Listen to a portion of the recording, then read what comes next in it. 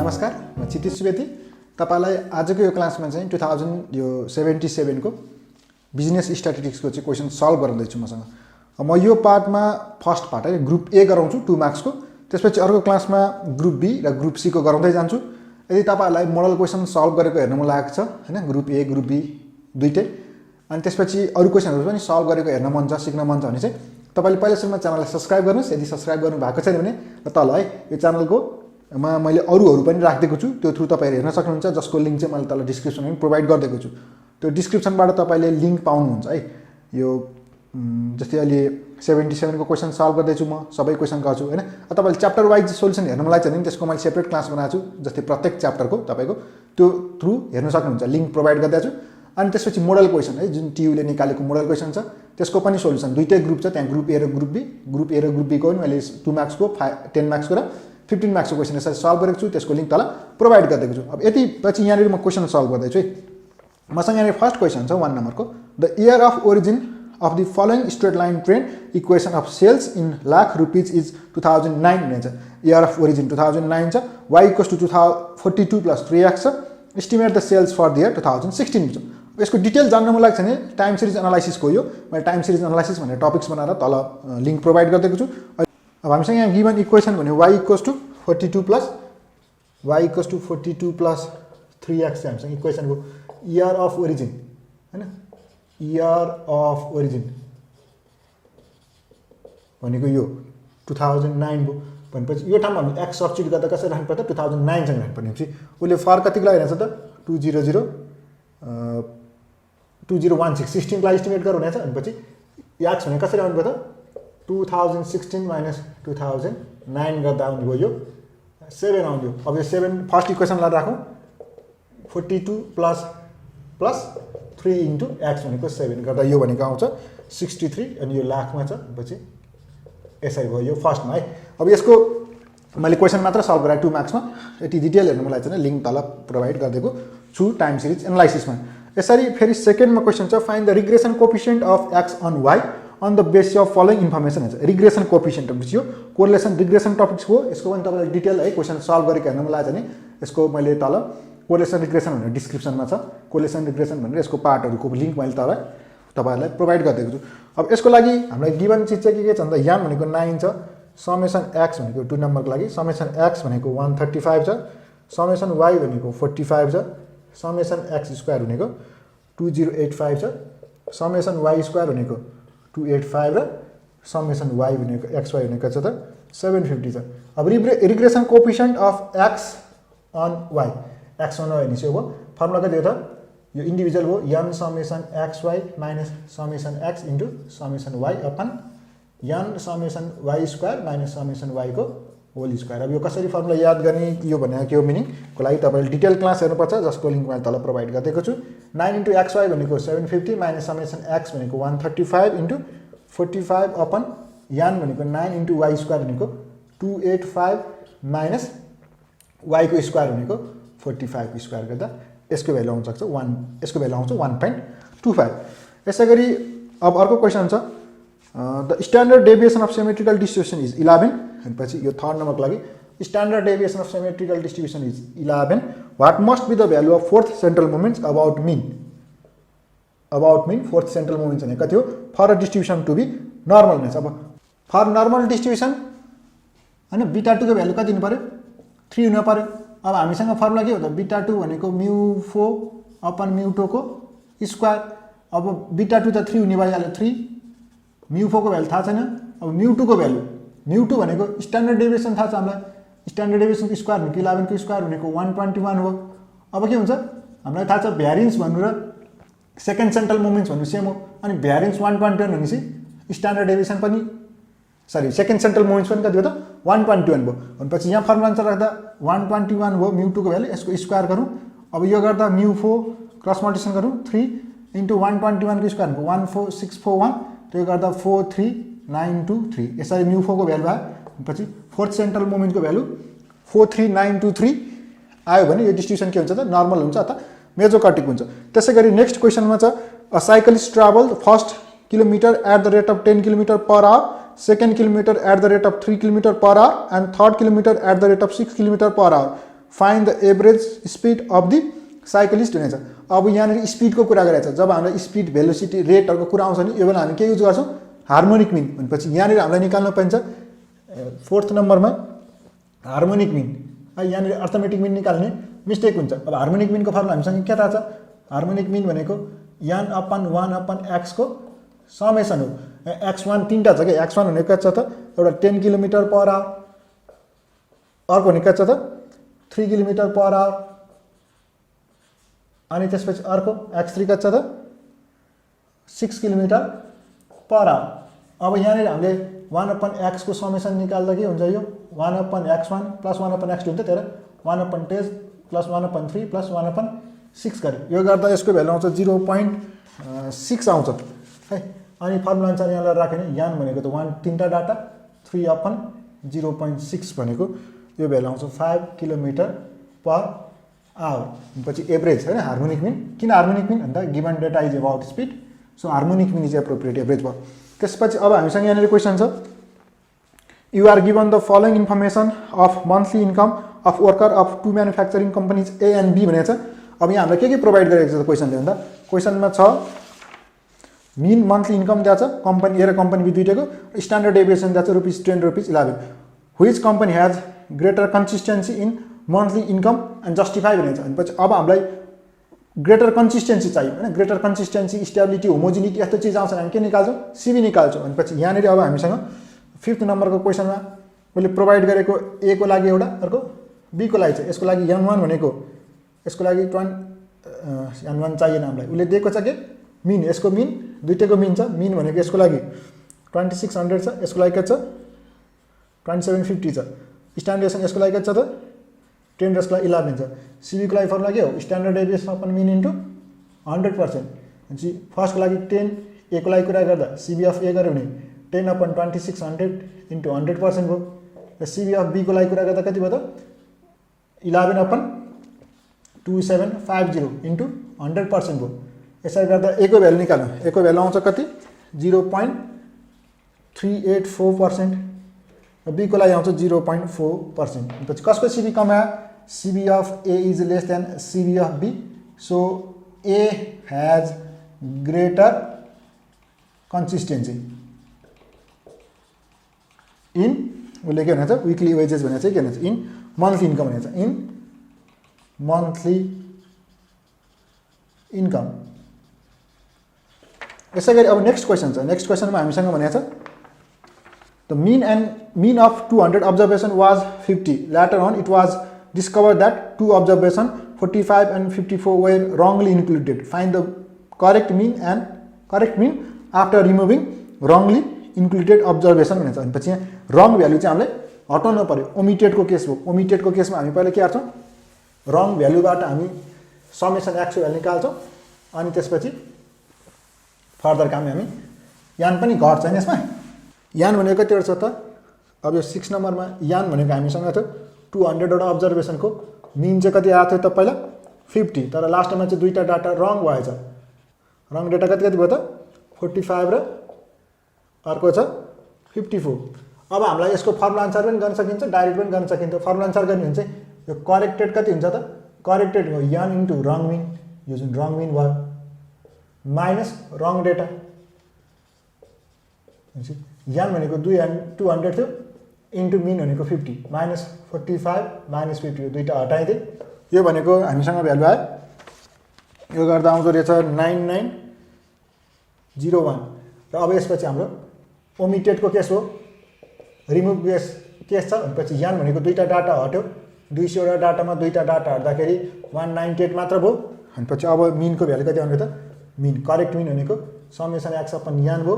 यो यान नयाँ छ 198 मात्र हुने हो किनभने दुईटा डाटा हटाएको छौँ। अनि त्यसपछि समेसन एक्स दुईटा डाटा हटाइसकेपछि भ्यालु आउँछ 9901। यो गर्दा यसको भ्यालु आउँदो रहेछ 5.0051 यसरी यो भ्यालु आयो। अब त्यसपछि 7 नम्बरमा क्वेसन छ find the value of following determinants. भनेपछि डिटर्मिनेन्टको भ्यालु निकाल्नु पर्यो। यसको लागि हामीसँग डिटर्मिनेन्ट के छ त यो 7 नम्बरमा डिटर्मिनेन्ट छ 3 2 5 4 7 3 5 8 2। अब हामी एक्सपान्डिङ मेथड गर्छौँ है।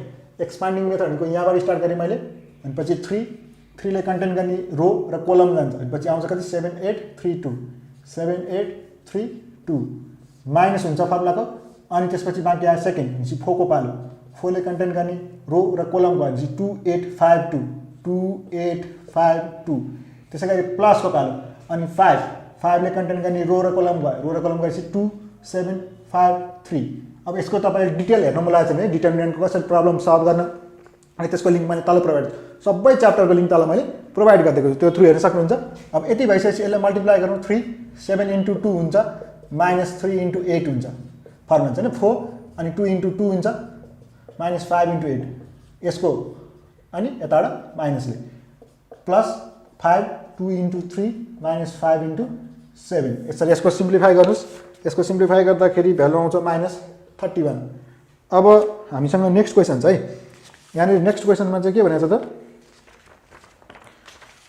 In a single throw of 2 dice find the probability that the sum of 2 numbers on 2 faces is 7 or 11। Or भनेको छ, अर भनेपछि के हो एडिसन, भनेपछि कि 7 हुनु पर्यो कि 11 हुनु पर्यो। अब तपाईँले दुईटा कोइन है, यो कति नम्बरको लागि भन्दा 8 नम्बरको लागि, यदि दुईटा कोइन सरी एउटा दुईटा डाइस है, डाइसलाई उफारिरहनु भएको छ नि, के आउन सक्छ भन्दा पहिलो गट्टीमा नि पोट, दोस्रोमा नि पोट, 1 2 1 3 1 4 1 5 यसरी आउन सक्छ, अथवा 1 6 हुन सक्छ, अथवा यसरी 2 1 2 2 2 3 2 4 2 5 2 र 6 हुन सक्छ। भन्नु खोजेको के भन्दा जस्तै दुईटा पोटको गट्टीलाई सँगै उफार्नु डाइसलाई, पहिलोमा पोट पर्यो दोस्रोमा दुवा पर्न सक्छ, अथवा पहिलोमा पोट दोस्रोमा नि पोटै पर्न सक्छ, पहिलोमा पोट दोस्रोमा तिर्की पर्न सक्छ, अनि त्यसरी हुनसक्छ कि भन्दा एका एका पञ्चक एका दुवा एका तिर्की एका चौका एका पञ्चा एका छक्का, अथवा दुवा एका दुवा दुवा दुवा तिर्की दुवा चौका दुवा पञ्चा दुवा छक्का दुवा सट्टा भयो, सरी दुवा छक्का भयो होइन। त्यसरी 3 1 3 2 3 3 3 4 3 5 3 6, अथवा के पर्न सक्छ 4 1 4 2 4 3 4 4 4 5 4 6, अथवा के आउन सक्छ 5 1 5 2 5 3 5 4 5 5 5 6, अथवा 6 1 6 2 6 3 6 4 6 5 6 6। हामीले मोडल क्वेसन पनि यस्तो टाइपको क्वेसन सल्भ गराएको थियौँ भने यहाँ तपाईँले के चाहिँ बुझ्नुपर्छ भने दुईटा डाइसलाई सँगै उफार्यो 36 वटा पोसिबल आउटकम हुन्छ कि 36 वटा पोसिबल, 1 2 3 4 5 6 7 8 9 10 11 12 13 14 15 16 गरेर 36 वटा पोसिबल आउटकम हुन्छ। उसले प्रोबेबिलिटी अफ गेटिङ के भन्छ त, probability of getting sum of 7 or 11 भने हैन, 7 or 11 7 परे पनि भयो 11 परे पनि भयो। 7 भनेको अब कुन पर्दा हुन्छ त, 1 र 6 पर्दा 7 हुन्छ, 2 र 5 पर्दा 7 हुन्छ हैन, 3 र 5 पर्दा सरी 3 र 4 पर्दा 7 हुन्छ, 4 र 3 पर्दा 7 हुन्छ, 5 र 2 पर्दा हुन्छ, 6 भनेपछि यति भनेको सबैमा के हुन्छ 7 पर्छ हैन।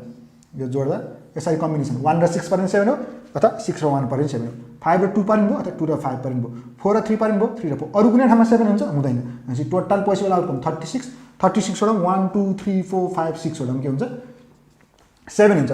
त्यसै गरी 11 पर्नको लागि 11 पर्नको लागि 6 र 5 पर्दा नि भयो, 5 र 6 पर्दा नि भयो, भनेपछि यो दुईटा भनेपछि यो कति भयो त 2/36 हो, यो भनेको 8/36 हो। यहाँ इन्टरसेक्सनको भ्यालु हुँदैन किनभने कमनै छैन, तर यो सम सिम्प्लिफाई गर्दा यसको 8/36 हुन्छ, यसलाई गर्नुस् यसको भ्यालु आउँछ 2/9 भनेपछि प्रोबेबिलिटी कति भयो त 2/9 यो तपाईँको एन्सर भयो। याद गरेर 8 नम्बरको लागि। त्यसै गरी अब 9 नम्बर क्वेसन छ, 9 नम्बर क्वेसन मैले भनेको छ from the price index find the price index number for the year 2066 by using simple aggregative method from the following information. Simple aggregative method हामीले यसको डिटेल एक्सप्लेन गरेका छौँ कसमा, इन्डेक्स नम्बरमा है। त्यही भएर तपाईँले त्यो हेर्न मन लाग्छ भने इन्डेक्स नम्बर भनेर तल लिङ्क प्रोभाइड गर्दैछु, त्यो थ्रु हेर्न सक्नुहुन्छ। सिम्पल एग्रिगेटिभ मेथडमा हामीलाई के हुन्छ summation P1 upon summation P0 × 100 यसरी गर्छौँ, अनि पछि एउटालाई बेस हेर्दैछु यो 8 नम्बर पछि 9 नम्बरमा जाँदैछु let P0 and P1 represents price of के भयो त प्राइस अफ बेस इयर, एउटा बेस इयर हुन्छ जुन पुरानो छ त्यो बेस इयर, अहिलेको लागि बेस इयर भनेको 2065 एन्ड करेन्ट इयर भनेको अहिलेको नयाँ इयर कति छ त 2066 रेस्पेक्टिभली। अब हामीलाई यहाँनिर चाहियो भ्यालु के को भन्दा पी, यहाँनिर हामीलाई त्यहाँ छ कमोडिटिज, त्यसपछि यहाँनिर P0 भयो एउटा भनेको, अर्को भनेको के हो त P1 भयो। अब मलाई चाहिने समेसन P0 र समेसन P1 हो, A B CDE र F छ। यहाँनिर 60 भयो, 40 भयो, 50 भयो, 30 भयो, 55 भयो, 25 भयो। त्यसरी यहाँनिर 75 भयो, यहाँनिर 35 भयो, 55 भयो, 40 भयो, 50 भयो र 30 भयो। यसको समेसन निकाल्नुहोस्। सो समेसन P0 भयो, यो समेसन P1 भयो। यसरी समेसन निकाल्दाखेरि समेसन P0 को भ्यालु 260 आउँदो रहेछ र यो समेसन P1 को भ्यालु 285 आउँछ। यो गर्दाखेरि P01 प्राइस इन्डेक्स भनेको summation P1 upon summation P0 into 100 गर्नुहोस्। गर्दा 285 अपन 260 इन्टु 100 गर्नुहोस्। यसको भ्यालु आउँदो रहेछ 109.62। त्यसरी प्राइस इन्डेक्स कति भयो त 109.62। कतिले चेन्ज भयो भन्थे नि 109.62 माइनस 100 बिएसआरको भ्यालु जहिले पनि 100 हुन्छ। त्यो किन हुन्छ, कसरी हुन्छ हैन, के भएर थाहा पाउने त्यो हेर्न मलाई चाहिँ लिङ्क तल प्रोभाइड गरिदिएको छु इन्डेक्स नम्बरको। अहिले चाहिँ यति बुझाएँ 109.62 भनेर। यसपछि अर्को हामीसँग यहाँनिर क्वेसन छ सर्ट क्वेसनको लागि भनेको 2 मार्क्सको लागि। Give the concept of classification of data in statistics भन्छ। अब कन्सेप्ट अफ क्लासिफिकेसन चाहिँ क्लासिफिकेसन भने के त, हामीले स्ट्याटिस्टिक्समा त पहिलेसम्म डेटा कलेक्सन गर्छौँ। डेटा कलेक्सन ल्याएर राखेपछि त्यो त ह्युज त्यहाँनिर डेटा मात्र हुन्छ। त्यसलाई अब हामी सब डिभाइडेड गर्छौँ, सब क्याटेगोरीमा डिभाइड गर्छौँ। उस्तै उस्तै क्यारेक्टरिस्टिक्स भएको हैन, उस्तै उस्तै क्यारेक्टरको अनुसार त्यसलाई सब डिभाइडेड गर्ने, सब अब यो ग्रुपहरुमा डिभाइड गर्ने काममा के हुन्छ त क्लासिफिकेसन। जस्तै अब यहाँनिर हामीले के गर्यो, एउटा सेन्सस सर्वे गर्यो, जनगणना गर्छन् हैन, जनगणना गरेपछि अब के हुन्छ त्यसलाई जस्तै 0 देखि 10 वर्षको उमेर यतिको यति मान्छे, 10 देखि 20 वर्षको उमेरसम्ममा यति, 20 देखि 30 वर्षको उमेरसम्ममा यति, अथवा यति मान्छे चाहिँ लिटरेट, यति मान्छे चाहिँ इलिटरेट हैन, एग्रिकल्चर सेक्टरमा काम गर्ने मान्छे यति हैन, अनि त्यसपछि यो गभर्नमेन्ट सेक्टरमा काम गर्ने मान्छे यति, इम्प्लोइमेन्ट यति, अनइम्प्लोइमेन्ट यति, यसरी टाइपको सब क्याटेगोरी हैन कुन कुनमा जस्तै एज अनुसार हुन सक्यो, अथवा मान्छेको अकुपेसन अनुसार हुन सक्यो, अथवा जेन्डर मेल यति फिमेल यति, अथवा एज ग्रुप अनुसार हैन, यति बिलो 10 इयर्सको मान्छे यति, 10 देखि 20 यति, 20 देखि 30 यति, अथवा हैन अब यो अनुसार जस्तै तपाईहरुको कुन धर्म मान्ने कतिजना यस्तो टाइप हुन सक्छ। अहिलेको लागि यो कुरा गरे, अथवा कुनै एउटा स्कुलमा अथवा एउटा कलेजमा भएको स्टुडेन्टहरुको क्लासिफिकेसन गरिरहेछ भने उनीहरुको डिभिजन अनुसार फर्स्ट डिभिजनमा पास हुने एकजना, सेकेन्ड डिभिजन यति, थर्डमा यति, अथवा ग्रेडिङ अनुसार हैन त्यो छुट्याउन पाइयो, यति मेल यति फिमेल भनेर छुट्याउन पाइयो, अथवा यो इयरमा यतिजना मान्छे, यो इयरमा यतिजना मान्छे भनेको कुनै पनि हामीसँग अभाइलेबल डेटाहरूलाई चाहिँ कुनै एउटा डिफाइनेड प्याटर्नमा चाहिँ एरेन्ज गर्ने उस्तै उस्तै नेचरको अनुसारको छुट्याएर हामीले के गर्छौँ त्यसलाई क्लासिफिकेसन गर्छौँ भने त्यसलाई हामी के भन्छौँ classification of data in statistics भन्यो हैन। त्यो अनुसार तपाईले लेख्न सक्नु पर्यो। अब यसलाई अलिकति एक्सप्लेन गर्दाखेरि के हुन्छ भन्दा अब यहाँनिर क्लासिफिकेसनलाई एकदम सजिलो तरिकाले भन्दा classification is the process of arranging the collected data into classes and sub classes according to their common characteristics. एउटै हैन नेचर भएको एउटै रेन्जभित्र एउटै ग्रुपभित्र पर्ने अनुसार छुट्याउने के अथवा सब ग्रुप। अनि त्यसपछि के हुन्छ it is the process of grouping of related data into classes पनि भन्न पायो। कसरी गर्न सकिन्छ भन्दा जनरली चाहिँ जियोग्राफिकल क्लासिफिकेसन भनेको ठाउँ अनुसारको हैन, जस्तै अकर्डिङ टु जस्तै यहाँनिर मैले भनेको छु जोन्स, स्टेट, डिस्ट्रिक्ट, यो ठाउँको मान्छे यति, यो ठाउँमा यस्तो, यो ठाउँमा यस्तो भनेर भन्छ भने हैन। प्रोडक्सन जस्तै धान फल्ने कति त्यसको पनि सेपरेट गर्न पायो, मान्छेको नम्बर कति त्यो पनि सेपरेट गर्न पायो, स्टुडेन्टको हैन नम्बर कति त्यो पनि गर्न पायो। अनि कुनै एउटा डिजिज लाग्यो यो ठाउँमा यति मान्छे लाग्यो, यो ठाउँमा यति मान्छे लाग्यो, यसरी छुट्याउन पायो भनेपछि ठाउँ अनुसारको काम भयो। अनि यो क्रोनोलोजिकल क्लासिफिकेसन भनेको चाहिँ टाइम अनुसार यसमा यति भयो, यो टाइममा यति भयो, अथवा वैशाखमा यो भयो, जेठमा यो भयो, असारमा यो भयो, अथवा जनवरीमा यति, फेब्रुअरीमा यति, अथवा सन्डे यो मन्डे यसरी टाइम अनुसार गर्छ भने त्यो भयो। त्यसैगरी क्वालिटेटिभ भन्छ। क्वालिटेटिभ भनेको चाहिँ अब ठ्याक्कै न्युमेरिकल भ्यालुले मेजर गर्न नसक्ने तर सर्टेन क्यारेक्टरिस्टिक फिचरले जस्तै यहाँनिर के भन्छ according to certain descriptive characters भन्ने जस्तै अब जेन्डर अनुसार सेक्स हैन, मेल कि फिमेल, अथवा ब्युटी हैन, इन्टेलिजेन्स यस्तो टाइपको के अब जे अनुसार पनि कुरा गर्न पाइयो। यो चाहिँ नर्मली क्वालिटेटिभ क्लासिफिकेसन भयो यसमा हैन। अब त्यसैगरी क्वान्टिटेटिभमा चाहिँ के हुन्छ भने सर्टेन त्यो भेरिएबलको चाहिँ भ्यालु हुन्छ, न्युमेरिकल भ्यालु जस्तै एज अनुसार गर्न पायो, वेट अनुसार गर्न पायो, सेल्स अनुसार गर्न पायो, प्राइस अनुसार गर्न पायो हैन। त्यो अनुसार जस्तै यहाँनिर मैले भने मार्क्स स्टुडेन्टले कति मार्क ल्यायो त्यो अनुसार गर्न पायो क्लासिफिकेसन, अथवा एक्सपेन्डिचर अनुसार, प्राइस अनुसार, हाइट अनुसार यस्तो प्यारामिटर अनुसार गर्छ भने चाहिँ यसलाई के भन्छ त यो क्लासिफिकेसनको टाइपमा क्वान्टिटेटिभ हो। यसरी मैले यो कुरा गरेँ, यसमा मैले 2 मार्क्सको क्वेसन सल्भ गरेको थिएँ। अब यसको नेक्स्ट पार्टको चाहिँ अर्को क्लास बनाएको जसमा मैले 10 मार्क्सको र अर्को क्लासमा चाहिँ 15 मार्क्सको यसरी क्वेसन सल्भ गरेको छु। अब तपाईँहरूले के गर्नु भने यहीँ तल मैले लिङ्क प्रोभाइड गरेको छु डिस्क्रिप्सनमा, त्यो थ्रु तपाईँले सेकेन्ड पार्टको लागि फलो गर्नुलाई। यो क्लास चाहिँ यति नै, थ्याङ्क यू।